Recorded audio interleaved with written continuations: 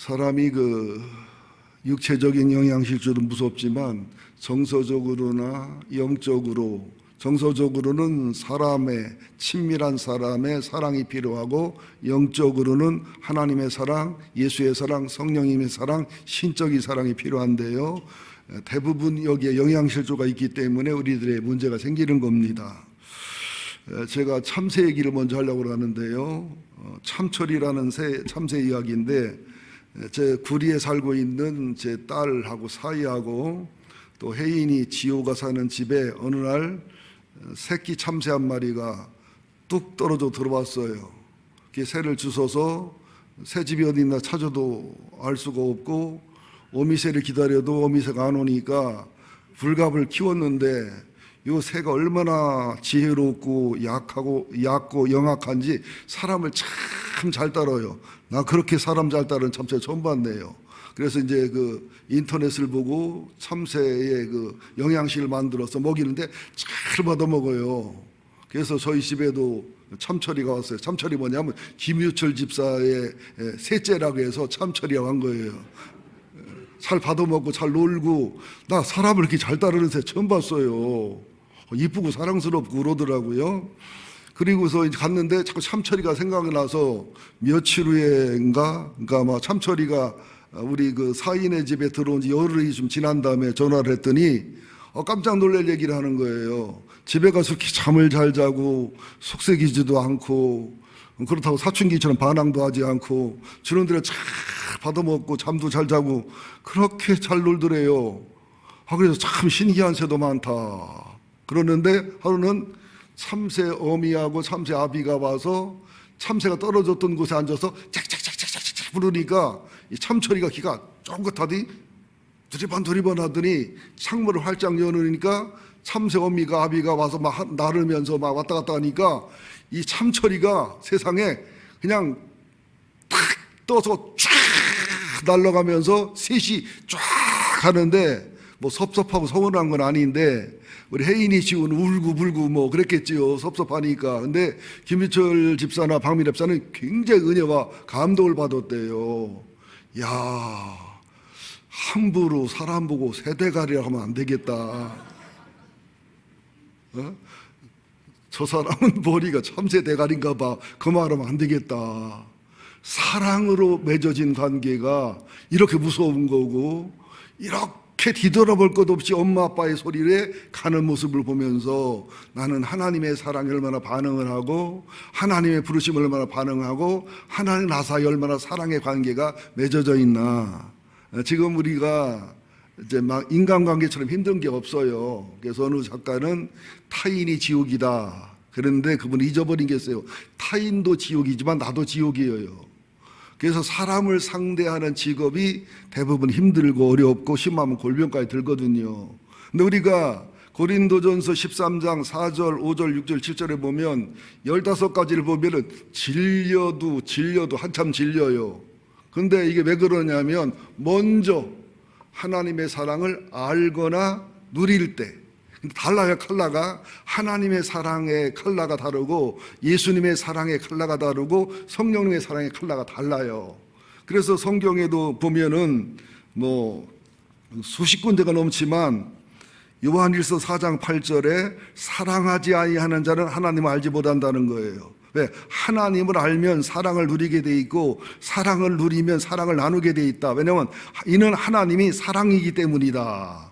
이런 말씀이 있고, 요한일서 4장 7절부터 21절, 5장 1절까지 보면 하나님의 사랑에 대해서 구체적으로 쭉 이게 기록이 돼 있죠. 그러면서 사랑에 대한 성경 구절이 뭐 어마어마하게 많습니다. 뭐 이걸 뭐 일일이 읽을 수가 없기 때문에 그냥 생략을 하는 게 좋겠지요. 자, 그런데 이 하나님의 사랑을 얘기할 때 분당 우리께 이찬수 목사님께도 표현을 참 잘하셨습니다만은, 사랑은 아카파의 사랑, 스트로게의 사랑, 필로의 사랑, 에로스의 사랑을 네 가지를 나누는 헬라인들은 성서적으로 볼 때는 아카페와 에로스를 비교하는 게 가장 정확한 교훈과 깨달음이 될 수 있어요. 무슨 말이냐면 하나님의 사랑인 아카파의 사랑은 가치를 부여해서 살아가는 사랑이에요. 그런데 에로스의 사랑은 가치가 있기 때문에 가치가 필요해서 하는 사랑이에요. 자, 참철이 엄마 아빠가 한 사랑은 아카페 사랑에 가까운데, 고양이가 생선을 사랑하는 것은 사랑하는 게 아니라 좋아하는 거지요. 그 남녀 간의 사랑도 굉장히 불안불안하잖아요. 왜? 아카페의 사랑이면 병들 때, 부도날 때 더 사랑할 텐데, 이게 에로스의 사랑이니까 가치가 없으면 버리게 되고, 또 가치가 떨어지면 자기 스스로 떠나게 되고, 가치를 부여해줘도 못 누리게 되고, 이런 현상이 생긴다는 것이죠. 그래서 우리의 사랑이 가치를 부여하는 사랑이냐, 가치를 추구하는 사랑이냐. 아주 예를 들어보자고요. 제가 청소년들의 그 에고그램이나 성인아이 검사나 욕구 파일 검사나 전 목사님 다룰 수 있는 세미나에 SQ 검사를 해보면 뇌 구조나 이게 성품의 구조가 많이 문제가 있어요. 엄마 아빠가 하나님 관계를 하셔서 아들, 딸을 잘 키우셨으면 좋겠습니다. 이거를 빨리 깨달으셔야 되는데, 너나 할 것 없이 극소수 빼놓고는 다 문제가 있어요. 지금 시대가 그래요. 그런데 보세요. 엄마 아빠의 특징이 뭐냐면, 내 아들이 내 딸이 문제가 있어도 엄마 아빠들은 아파해요.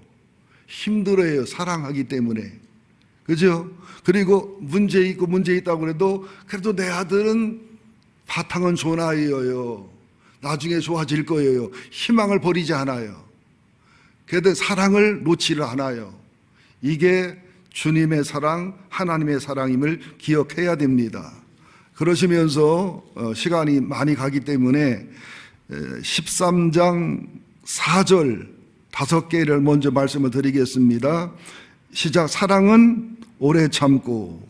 자, 오래 참는다는 것을 기억하셔야 되는데, 자, 한번 하나님이 나를 향해, 예수님이 나를 향해, 성령이 나를 향해 15가지 사랑했다는 것을 체험하고 알고 감격하고 가지고 있는 사람들은 이 설교가 쉽게 알아들어지고 은혜가 되고요. 또 이것이 나 자신에 대한 사랑이나 남에 대한 사랑에서 자연스러워져요. 그리고 이런 사랑을 누리고 맛보고 이 사랑으로 이게 인생을 사는 사람들은 영적인 자존감이 이제 강하고 높아지게 돼 있지요. 근데 이게 오래 참는다는 것은 하나님은 오래 참는 분이고요. 또 15가지를 연구하면 사랑은 오래 참고 15가지가 다 연결이 되게 돼 있어요. 에베소서 3장 19절에 보면 사랑의 넓이, 사랑의 길이, 사랑의 높이, 사랑의 깊이를 얘기하는데, 하나님의 사랑을 오래 참는 얼마큼 참느냐? 여러분 연세만큼 참으신 거예요. 안 참으셨으면 하늘나라 갔겠지 우리가. 오래 참는다는 거, 이게 사랑의 본질인데요, 입체성인데요. 시편 145편에도 보면 여호와는 은혜로우시고 긍휼이 많으시고 노하기를 더디하시고 인자하심이 크도다, 이렇게 말씀을 하거든요. 자, 또 시편 139편 6절에 보면 이렇게 오래 참는 하나님의 사랑에 지식이 높고 생각이 보배롭고 하나님의 수가 많고 또 모래보다도 수가 많은 그런 사랑을 한다는 거예요. 자, 우리가 솔직한 얘기로 부부간에 얼마나 오래 참아주나요? 자녀한테 얼마나 참아주나요? 인간과 얼마나 참아주나요? 잘 저 쳐다보세요. 나에 대한 정답은 상대가 오래 질리게 참아주어야 내가 변화가 일어나요. 그런데 상대방이 변하기를 기대할 때 우리는 몇 마디 말을 해주고 권면해주고 충고해주면 변할 거라고 기대를 해요. 근데 안 돼요. 내가 하나님 앞에 얼마나 오랫동안 안 변하고 더디 변하고, 그죠? 근데 우리는 상대방은 내가 말 몇 마디만 하면 몇 마디 가르치면 변할 거라고 기대를 한단 말이죠. 이게 우리들의 모순된 생각이라는 것을 기억하셔야 됩니다. 요한 웨슬레 목사님이 목사님 아들인데 사무엘 목사님하고 수산나 사모님의 15번째 아드님입니다. 아마 사무엘 목사님하고 수산나 사모님은 창세기를 굉장히 사랑하셨던 것 같아요. 생육하고 번성하라. 그런데 어느 날 열 몇 번째 아드님인가 따님인가 제가 정확하게 모르겠어요. 수산나 사모님한테 뭘 질문을 하는데 한 번 질문해서 답해도 못 알아들어요. 이게 7번, 8번, 9번, 10번을 쌓이니까 사모님은 그냥 대답을 잘 해주는데 목사님이 열이 나려고 하는 거예요. 옆에서 있는 목사님이. 또 동기관들이 화가 나려고 하는 거예요. 저도 기억나요. 제 밑에 있는 아우가 고등학교 졸업할 때는 수서로 졸업하고 뭐 훌륭하고 좋은 사람인데 한글을 늦게 깨우쳐가지고 공부를 못했었어요. 그래서 아우가 2학년 때 내가 5학년이었는데 하루는 그 지리 공부를 하고 뭐 세계에 대해 공부를 하는데 엉아, 충청도는 엉아라고 그래. 엉아, 대구가 미국이요? 아니, 이게 대구, 한국, 서울, 이 미국, 소련, 영국, 이 개념이 없는 거예요. 그러니까 내가 얼마나 화가 나는지 머리통을 때리면서 이 새끼 대구가 생선이지. 대구가 생선이지. 어떻게 대구가 미국이요, 이 새끼야. 아니, 무식해도 이렇게 무식하냐고 막 지금 너무 마음이 아파요.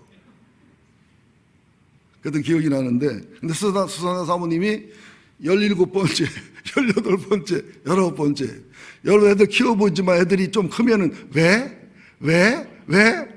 아, 우리 혜인이도 왜 선수고, 지호는 왜 더 선수고, 우리 예인이도 선수고, 예준이는 덜 선수요. 남자라 그런가. 힘든데, 19번째 물어도 못 알아듣더라는 거예요. 여러분은 19번째까지 대답할 자신 있어요? 20번째 물었는데도 똑같이 사모님이 대답을 해주니까 I see, I know 하면서 이해하고 깨닫더라는 거예요.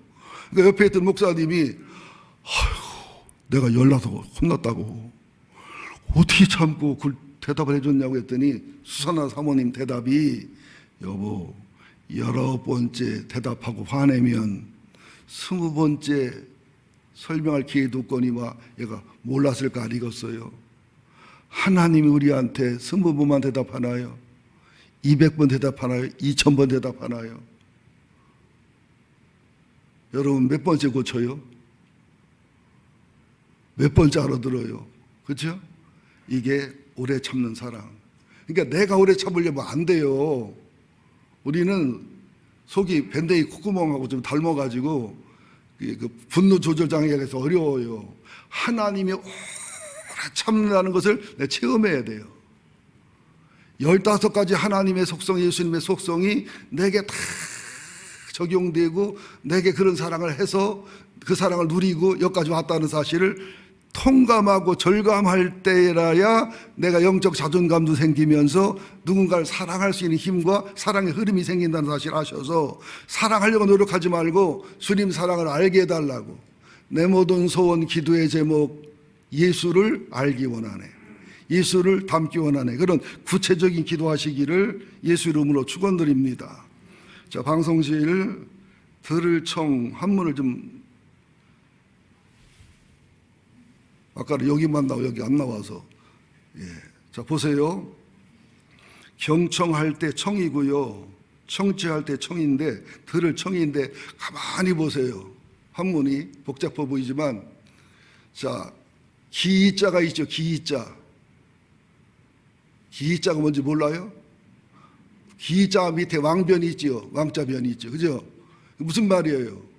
사랑하면 정말 상대를 소중히 여기면 왕이 신하의 말을 듣고 왕이 백성의 말을 듣는 것처럼 그렇게 듣는다는 거예요. 여러분 왕은 듣는 게 왕이에요. 목회자도 설교자라고 세미나 잘하는 분보다 성도들의 말을 잘 들어주고 오래 들어주고 끝까지 들어줄 수 있는 게 사랑이에요. 여러분들 교인과 교인 사이에서도 그 귀신 신나라 까먹는 소리, 어떤 때는 비 맞은 죽 연부라는 소리, 본인은 힘들고 어렵지만 들어주는 사람은 힘들고 어렵습니다. 1시간, 2시간, 3시간 저는 평생 들어주다 인생 다 갔거든요. 들어주는 사랑이 진짜 사랑이더라고요. 함께하는 사랑도 사랑이지만 자 그러면서 왕처럼 들어주고 옆에 가면은 열십자가 있죠. 밑에는 뭐가 있죠? 열십자 옆에 눈목자. 사람은 말할 때 음성으로 들려오는 것은 내용의 7, 8%입니다. 50에서 70%가 손가락 움직임, 눈빛, 표정, 여기서 봐야 되는 게 10개의 눈을 가지고 그의 눈빛과 피부빛과 그의 손짓과 발짓과 바디랭귀지를 살펴보면서 또 그 다음에 뭐지요?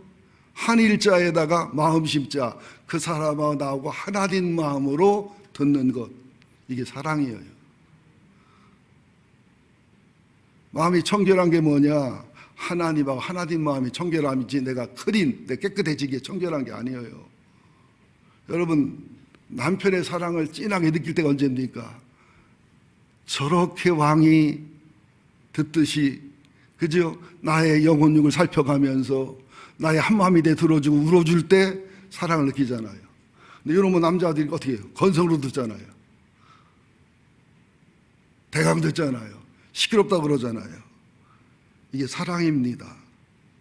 자, 여러분들 우선 다른 거 하지 말고 오래 참는 훈련하시기를 예수 이름으로 축원드립니다. 오래 참으시는 훈련. 예배가 지루해도 오래 참으시는 훈련.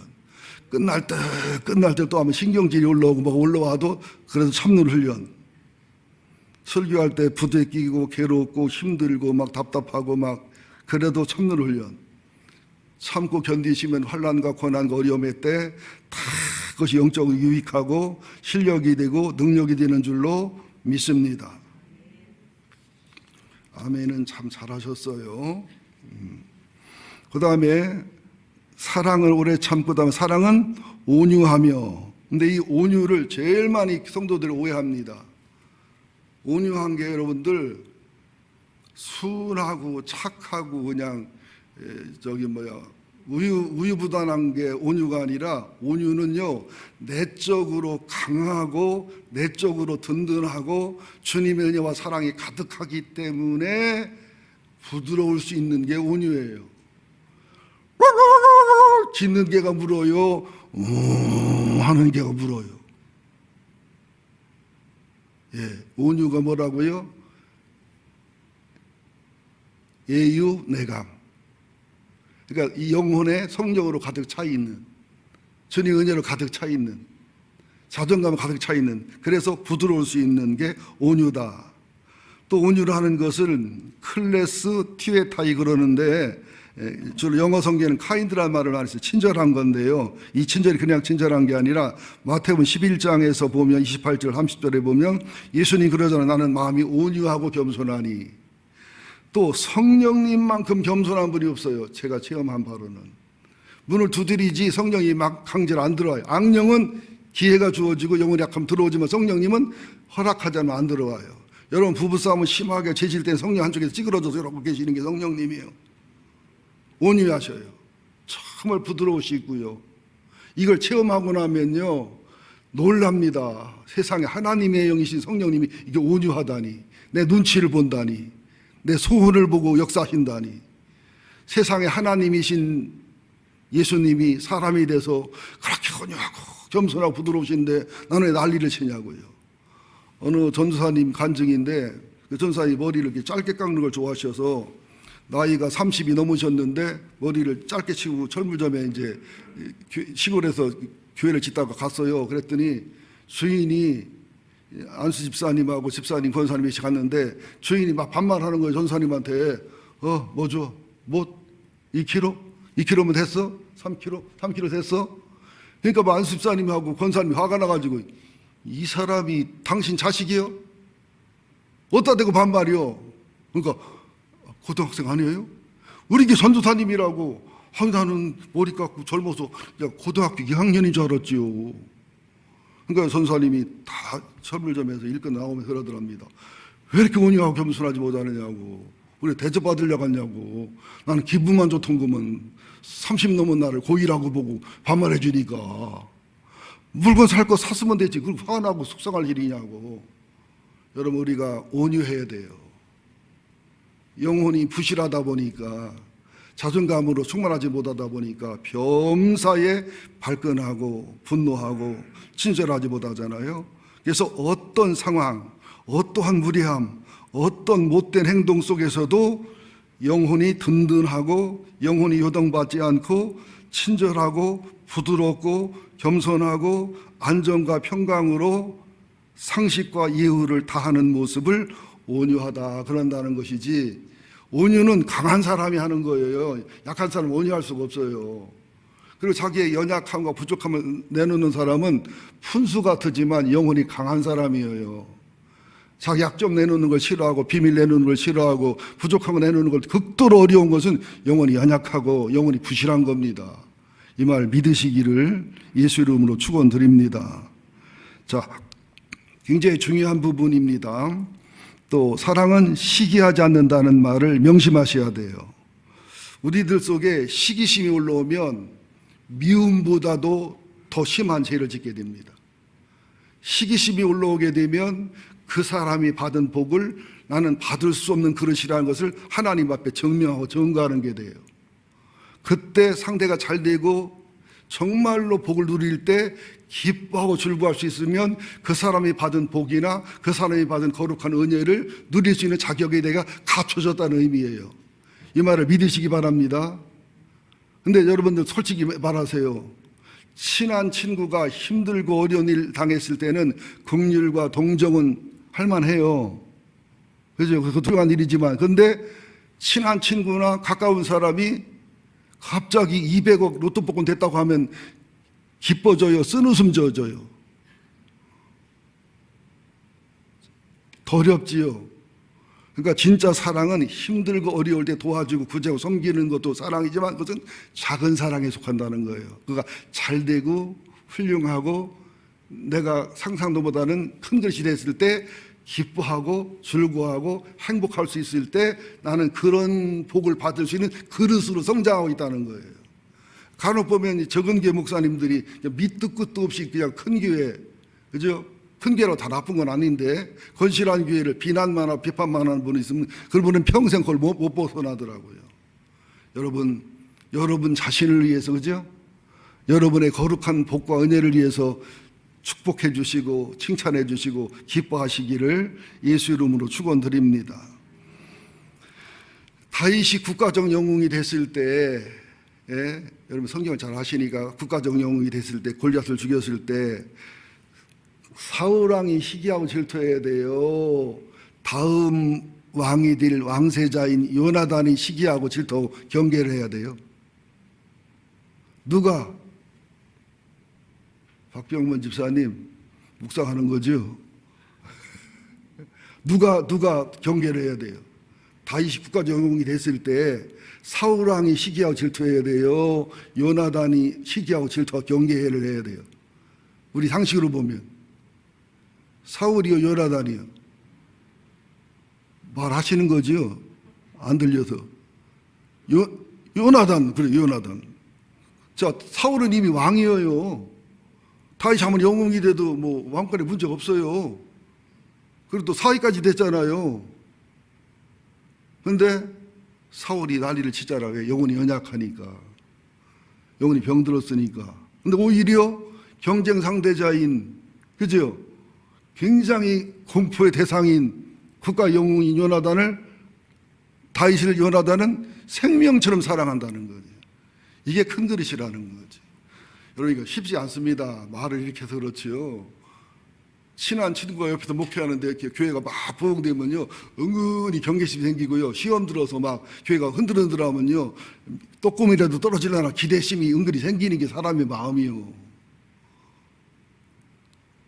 그래서 여러분이 망가지거나 잘못됐을 때 하나님께 감사하세요. 망가지고 내가 부서졌을 때 몇 사람이 기쁨을 주는 그런 공로도 있거든. 응? 내가 잘 되고 뭐가 필 때 여러분 사람 괴롭히는 사람이요 배 아파서 잠을 못 자고 고통스러운 사람이 있거든. 이게 너그러운 마음, 넓은 사랑의 마음입니다. 여러분 침례 요한이 그런 사람이잖아요. 신부를 취하는 것은 신랑 예수지만은 이것을 보고 기뻐하는 친구의 기쁨이 내게 충만하다. 그는 흥하여야 되겠고 나는 쇠하여야 되리라. 침례 요한 제자들이 막 시기가 질투하잖아요. 우리 제자, 선생님 제자가 다 예수님한테 간다고. 저도 설교하지만 됐다 안 됐다 하는 부분이에요. 이것을 우리들의 인간관계의 기초가 되어야 되지만 동시에 우리들의 성품이 되어야 돼요. 이게 되려면 하나님, 예수님, 성령님으로부터 15가지 칼라의 사랑을 맛보아야 된다니까, 누려야 된다니까, 그리고 그런 사랑을 나를 사랑하는 자존감이 있어야 된다니까. 그래야 이게 흘러내려가죠, 갈릴 호수처럼. 그 다음에 네 번째로 얘기할게요. 사랑은 자랑하지 아니하며. 자, 자랑한다는 말이 뭐냐면 누룩처럼 부풀어 과시하고 우쭐거리는 그런 뜻인데, 이 자랑이 참 사람을 비참하게 합니다. 예를 들어 보자고요. 나는 가난해서 식사를 몇 끼를 못하고 동차들 모임에 갔는데, 예를 들어 말하는 거예요. 몇몇 친구들은 갈비 먹고 와서 이 사이에 갈비 껴다가 뽑아보면 참 마음 아프잖아요. 영국 신사들은 10명이 모였을 때 한 명이라도 골프를 안 치면 골프 얘기를 안 한대요. 그 사람이 상처받고 아파할까 봐. 그리고 친구들끼리 모였는데 다 대학 나오고 고등학교 안 나온 친구가 2-3명 있으면 대학 동기들 얘기는 안 한대요. 고등학교까지만 얘기한대요. 여러분, 학력의 콤플렉스도요, 아파본 사람은 알아요. 그리고 예비고사 볼 때 특별한 일이 있어서 망쳤거나 학력고사 볼 때 문제 있었거나 해서 이게 재수하고 삼수할 때 문제 있어서 실력이 탁월한데도 불구하고 좋은 대학을 못 갔거나 전문대를 간 분들이요, 너무너무 아파하고 힘들어합니다, 평생토록. 근데 그 사람 앞에 뭐 그냥 서울대 갔다 연대 갔다 자랑하면 비참해지거든요. 그래서 자랑은 언제 하느냐? 그 사람 영혼에 유익할 때, 불갑을 그 사람에게 용기를 주기 위해서 하는 것이지, 과시하는 마음이나 자랑하는 마음으로 하면은요, 상대가 비참하게 상처를 받습니다.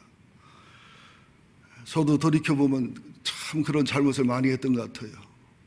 개척교회 목사님들 앞에서 뭐 교회 짓는다는 얘기, 부흥이 다니면서 은혜 받은 얘기, 참 얼마나 아팠을까.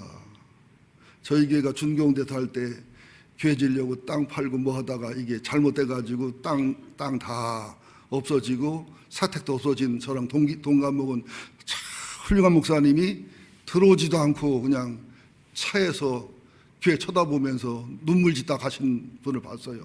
그분이 시기해서 그런 거 아니에요. 질투해서 그런 게 아니에요. 너무 가슴이 아프더라고요. 그분 훌륭한 분이거든요. 그 실수할 분도 아니에요. 그렇게 됐어요. 여러분들, 사랑은 과시하지 않습니다. 사랑은 자랑하지 않습니다. 마지막으로 5번째가 뭐죠? 사랑은 교만하지 아니하며. 이게 전부 사랑을 오래 참고라 연결이 되는데요. 교만하지 않다는 게 헬라어로 피시우타이 이런 뜻인데요. 쉽게 말할게요. 교만이란 게 뭐냐면, 교만의 병에 걸리면 가대망상이나 피해망상에 빠지거나, 교만의 병에 걸리면 우울감에 빠지거나, 나중에는 비교의식 속에서 자기 비하에 빠지거나. 교만한 분들은 평강이 없어요. 겸손은 뭐냐? 높아져도 용서받은 죄인 주님 은혜라는 걸 알기 때문에 우쭐대지 않는 거. 낮아지고 또 낮아져도 주님의 훈련과 연단이라는 걸 알고 주님의 사랑의 자존감에 평강이 깨지지 않는 게 온유와 겸손이에요. 이거와 반대되는 게 교만이거든요. 높아지면 우쭐거리고 낮아지면 비참해지고, 이게 교만인데, 성경에도 찾아보면 느부갓네살랑 굉장히 교만한 분이거든요. 자기 과시를 많이 하고, 다니엘을 통해 하나님의 경험하고 체험했는데도 우상을 만들어 절하게 하고, 그죠? 또 에스더의 남편이 누구죠? 발음하기 어렵게 한데 아헤수에로 왕, 그죠? 그 잔치하는 모습을 보면 얼마나 과시하고 뽐내기도 하고. 그 영화 300이라는 영화에는 크세르크세스라고 나옵니다. 실제 역사 실화입니다. 그게 실화 얘기니까요.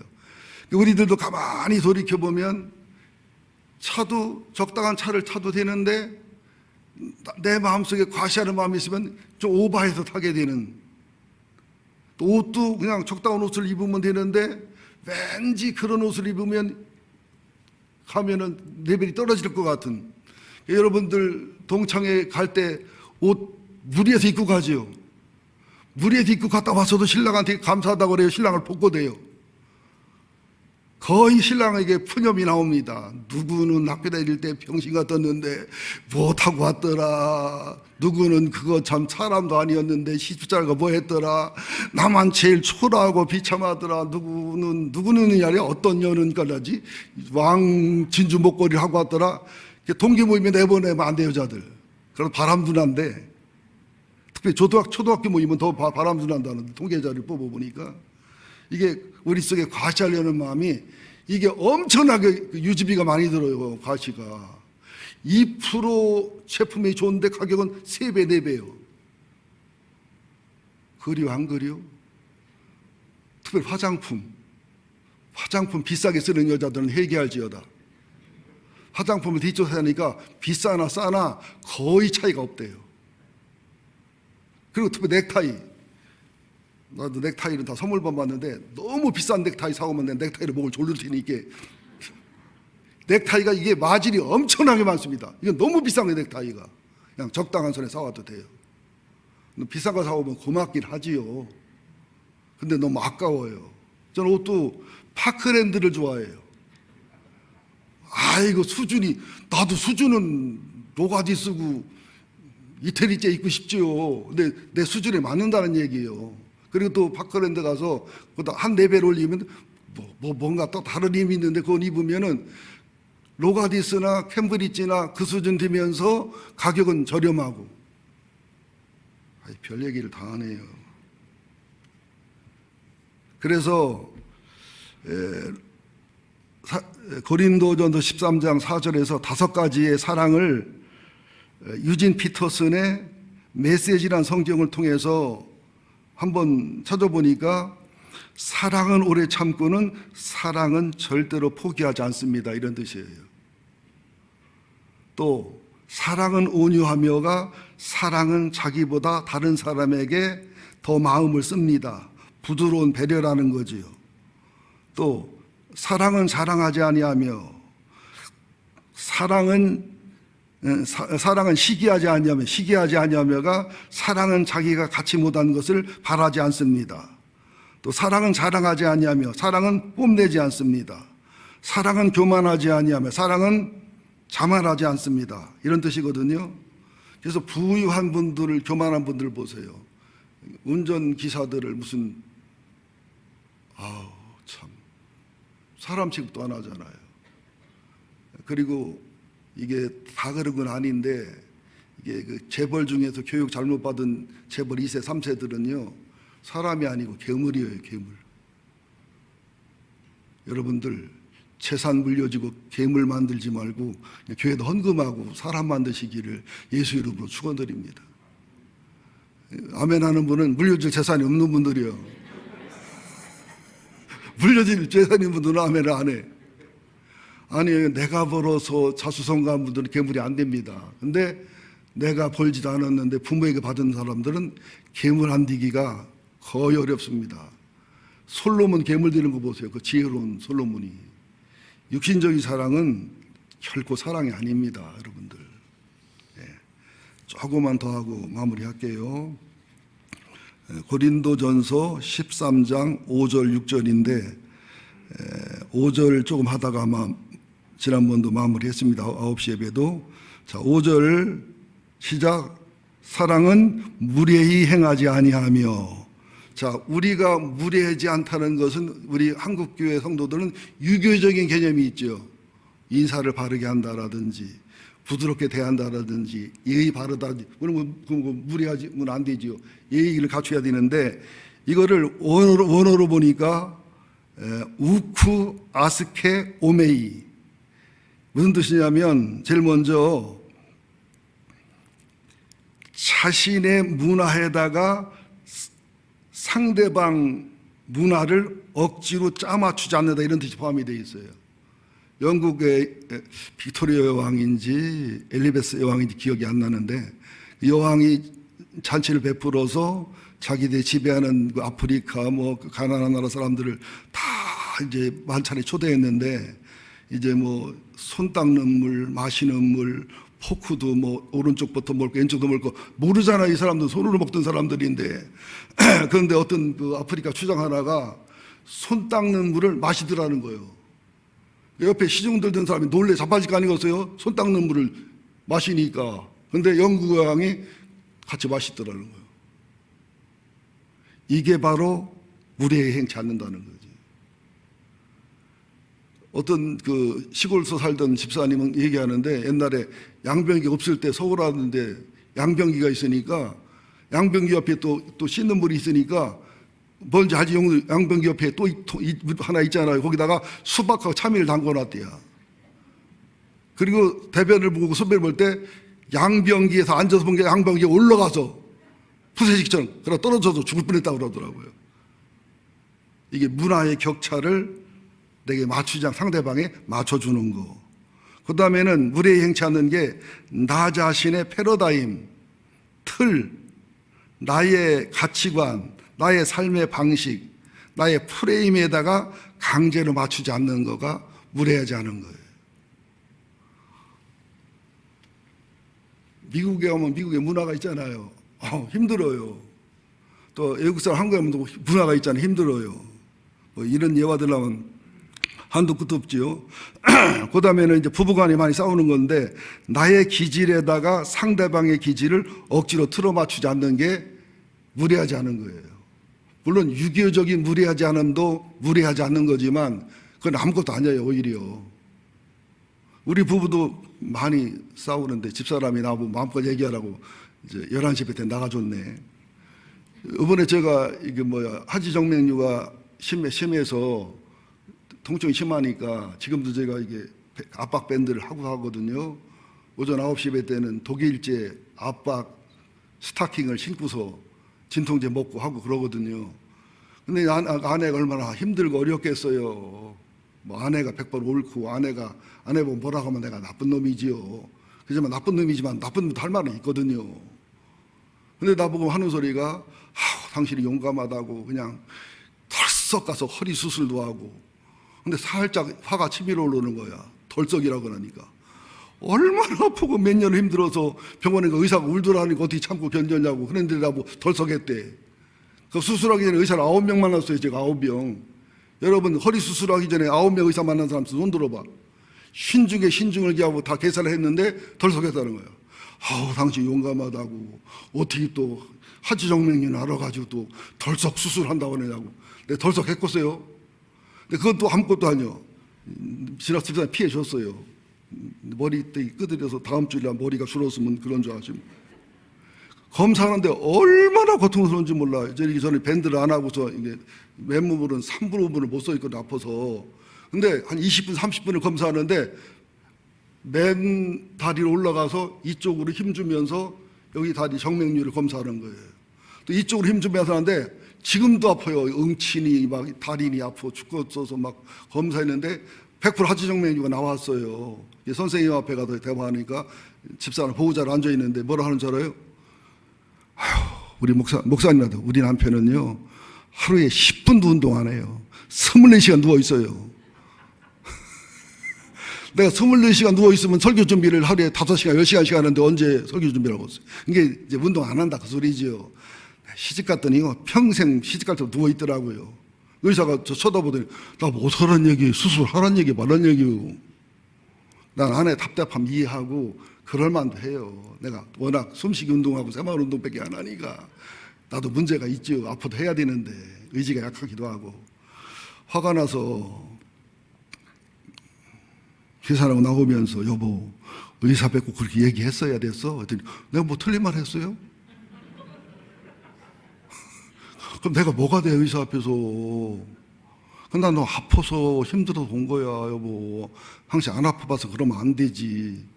그랬더니 집사람은 질렸겠지요. 그냥 나 안 버리고 시집가는 것도 고마워서 요새는 그냥 감사히 살고 이 말 하면 안 되는데 나도 그냥 설교를 하는 거예요. 그리고 차를 타고 오는데 거기서 또 집사람한테 티격태격 하는데 내 언성이 좀 높아지니까 우리 아들 박성준 여사가 소리를 버럭 지는 거야. 아빠가 언제 운동하셨냐고. 엄마 말 좀 들으시라고. 막말 야마가 팽 도는 순간이 오는데 하나님의 음성이 들려오는 거예요. 너 지금 극도로 화가 났다. 너 화가 나면 네 아들을 팰 거다 지금. 패면 이게 운전하다 사고가 날 수도 있고 심각하니까 네가 마음을 험다운 그러는 분이 들려오는 거예요. 그래서 마음을 딱 가라앉히면서 여보 내가 소리질러 미안하다고, 내가 운동 안 한 거 내 문제 있다고. 아들한테는 아무렇지 않아 했어요. 아들 그러고서는 내가 소리질을 잘했구나 그런 표정을 짓더라. 가만히 보니까 집에 왔어요. 기도하고 마음 가라앉히고 했는데 이건 아들이 할 행동이 아니에요. 아내가 그랬다면 이해하겠어요. 그래서 내가 밤 11시가 넘었는데 카톡을 썼어요. 카톡을 찾으려니까 또 카톡이 안 찾아져서 아들아 오늘 수고했다 그러면서 네가 소리 지를 때 아빠가 순간적으로 이렇게 그 감정 컨트롤의 그 어떤 그 스위치를 놓친 것처럼 분노가 치밀었는데 이걸 퍼뜨리면 내가 너를 때릴 것 같고 사고 날 것 같은 그런 의염을 감지해서 하나님의 음성이 내게 들려와서 내 마음을 가라앉히고 내려놨는데 지금 화가 나서 속상해서가 아니라 나는 내 아버지 박교선 집사, 네 할아버지 박교선 집사 결혼 전까지 한 번도 대들은 적도 없고 소리 지른 적도 없다. 결혼 후에 엄마를 보호하려고 내가 할머니한테 할아버지 소리 질렀지 그런 적이 없다. 나는 아빠로서 부족하고 연약함 많다. 성인 아이도 많고 몸도 피곤하고 엄마 아빠를 못 배우고도 많지만 나는 내 아들에게 이런 대접을 받고 이런 소리 듣는 게 아프다, 슬프다.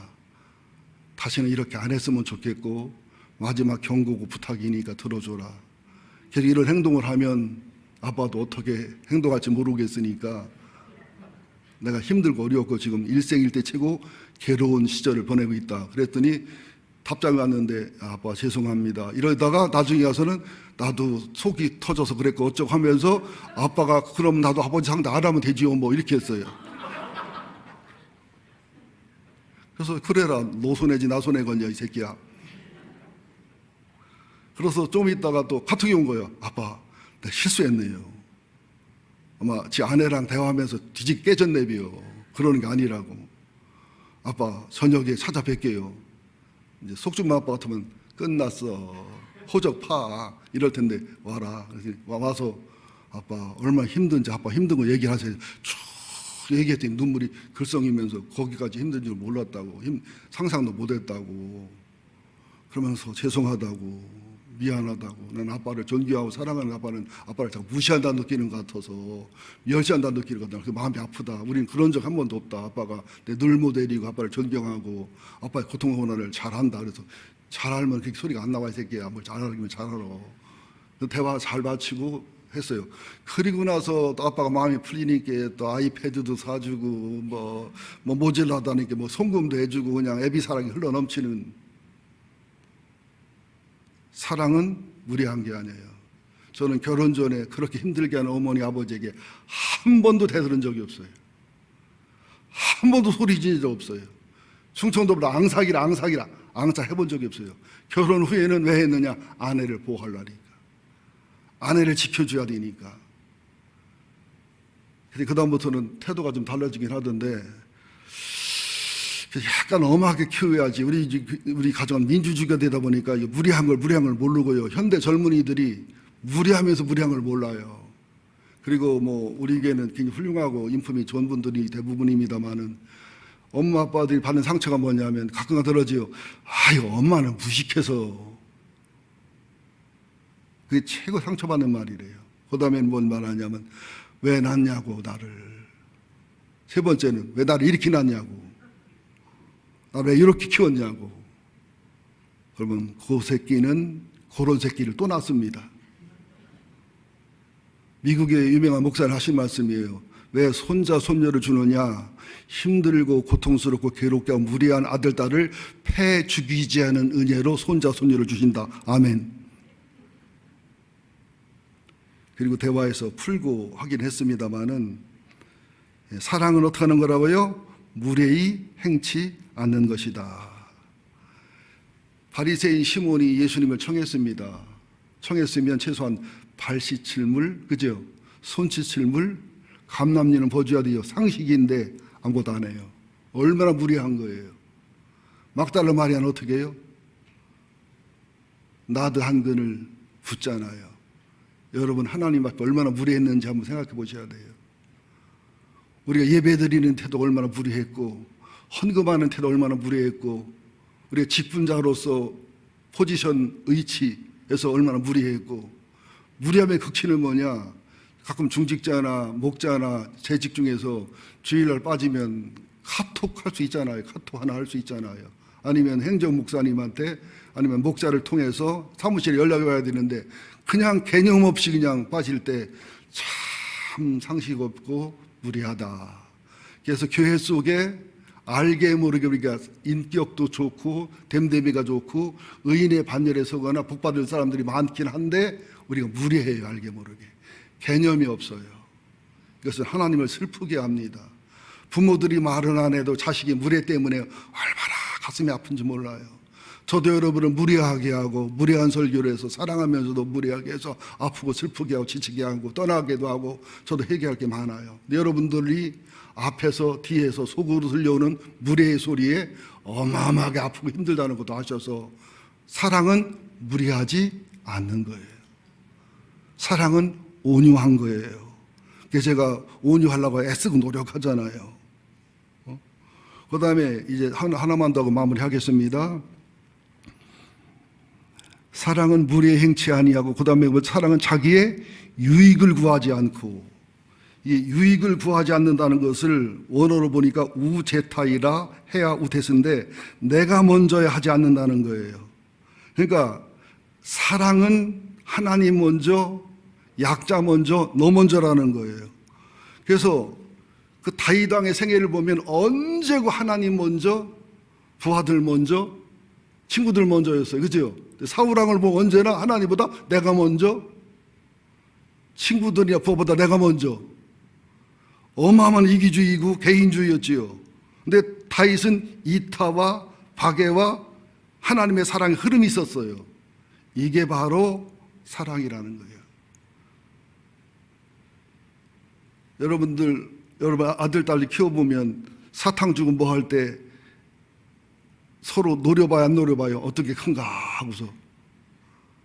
또 자손들에게 유산을 물려줘도 어떻게 해요? 어떤 게 큰가, 어떤 게 많은가 하고 쌈나잖아요. 이게 사랑이 없는 까닭이라는 거죠.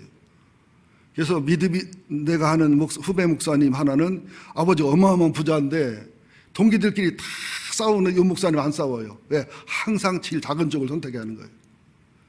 동기들이 다 택하고 마지막 남은 걸 택하니까 그래도 엄청나게 재산이 많아요. 그렇게 해서. 그리고 그렇게 산 땅이 오히려 더 값이 많이 나가더라니까, 그때 욕심내서 가져간 게 값이 떨어지더라니까. 인생은 계획대로 되는 게 욕심대로 되는 게 아니거든요. 여러분, 이 말을 믿으시기를 예수 이름으로 축원드립니다. 마지막 예화로 마무리하겠습니다. 남부에 있는 소도시에 있었던 실화인데요. 마음카페가 있지요. 우리 교회도 마음카페 하는 분 있잖아요. 거기 가면은 나는 몰랐는데 마음카페에서 엄마들 남는 모유도 냉동실에 이게 얼었다가 이게 교환한다며요. 맞는 소리예요? 헌옷도 교환하는데 마음카페 회원이 수십 명인데 70살 먹은 할머니 아이디로 들어오는데 그 냉동 우유를 주거나 아이 옷을 주면 그 고등학생이 받으러 온대요. 그러니까 이해가 안 가는 거야. 여러분들 참들어 변태 성욕이 있는 사람들은요, 여자가 입던 팬티 돈 주고 사요. 여자가 입던 브레이즈요, 속옷을 돈 주고 사간다고요. 근데 이쁜 사람 거만 사간대야. 여러분 부업하라고 하는 소리가 아니요. 그러니까 이 변태가 아닌가 싶어가지고 마음카페 지기하고 남편이 내려가서 냉동 우유를 주고 아이 옷을 주면서 협박을 한 거예요. 성내고 화를 내고 엄포를 한 거예요. 너 만약 이거 변태짓 하거나 못짓 하면 그냥 안 둔다. 네 아이디어 주소까지 하니까. 이게 막 식은땀이 막 나면서 막 얼른 뛰어가더래요.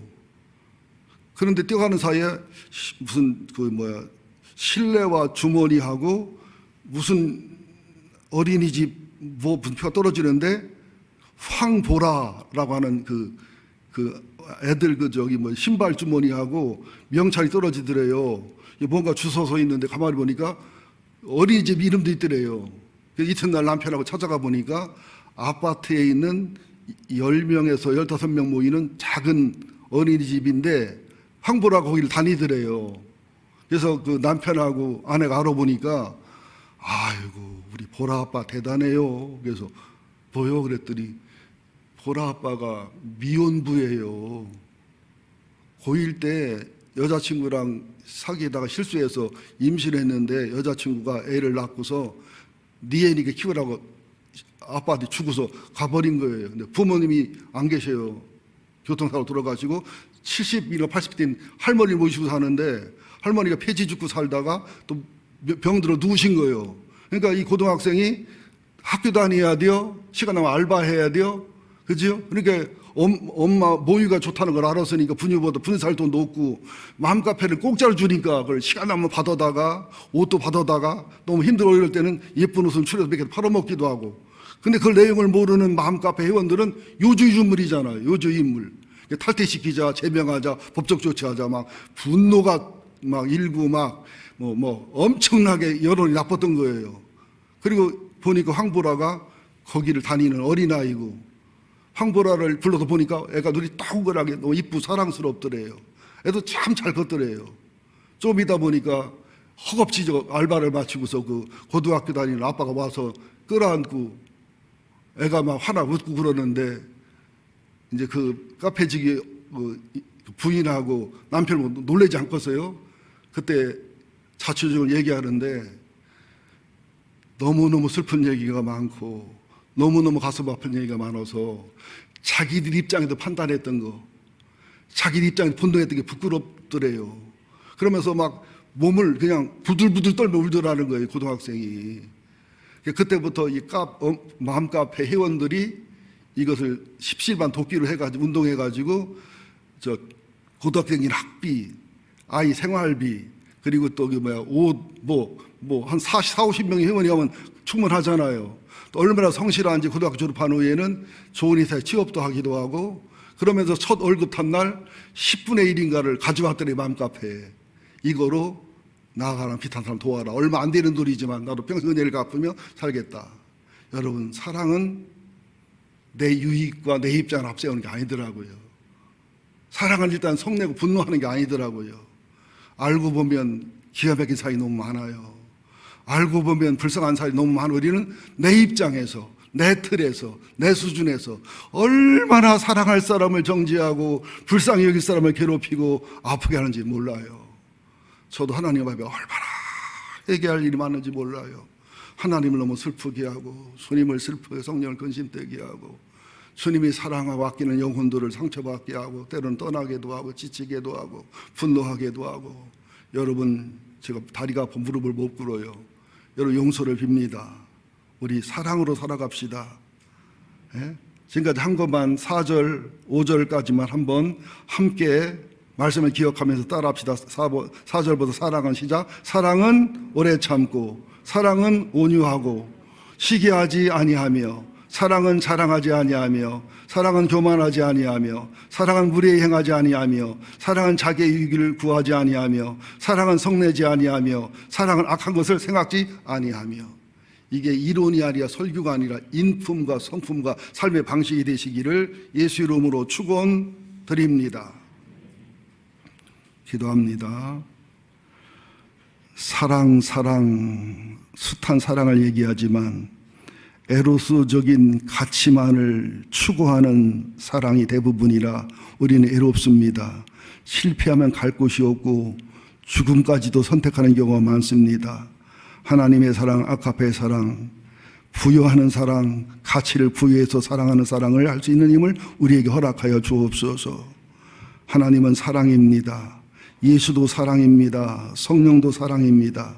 사랑의 15가지 속성은 모두 세 분 하나님의 속성이고 이걸 우리가 누리고 우리 속에 가득 찰 때 나의 자존감이 생기며 남을 사랑하는 사랑의 향기와 사랑의 사람이 될 줄로 믿습니다. 주여 저희 교회가 예수 사랑 가득 찬 예수 사랑이 흐르는 교회로 복 주시옵소서. 예수님의 이름으로 기도합니다. 아멘.